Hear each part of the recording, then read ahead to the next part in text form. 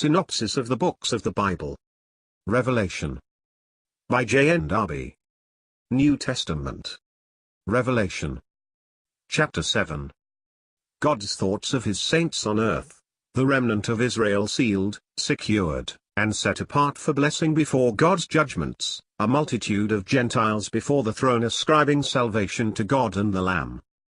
But God thinks too of his saints on earth, where we must remember, the assembly is never now seen, before the scenes which follow, whether judgments on the Roman earth or the special workings of evil, to secure and seal them for that day.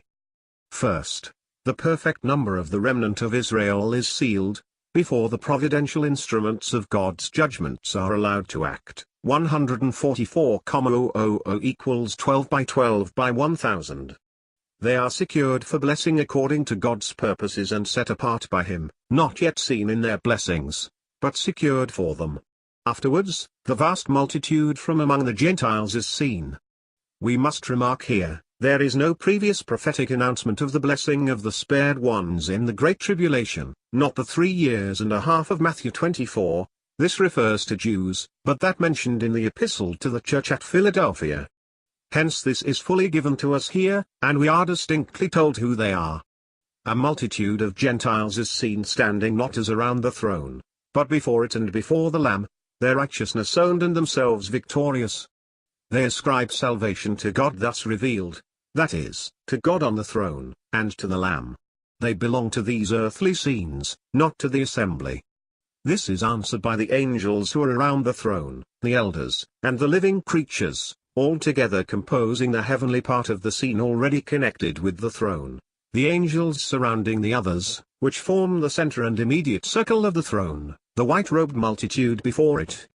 The angels give their Amen and pronounce the praise of their God too. The difference between the praises of the various classes of worshippers. All this belonged to the white-robed multitude and the angels, only the former speak of the Lamb, who was also their salvation. The angels add their Amen to this but praise their God.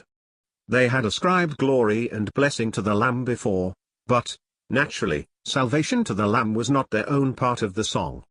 But the 4 living creatures and the elders do not worship here, because their own relationships were different, and these are not what are spoken of here. They are found, as far as the book goes, in Revelation 4 and Revelation 5, where they are on thrones around, and cast their crowns before the throne, and worship him that liveth for ever and ever. They give the motives of worship according to the relationships they are in, that of the angels is with their God, of the white-robed multitude, with the God of the throne and the Lamb as having the title to the government and deliverance of the earth as a present thing. That the Lamb was the Son, yea, the God who created the angels, is not the question here, but of each speaking in his own relationship, so as to bring these relationships out. The white-robed multitude out of the Great Tribulation a class apart, distinct from the heavenly and the millennial saints and the Jewish remnant.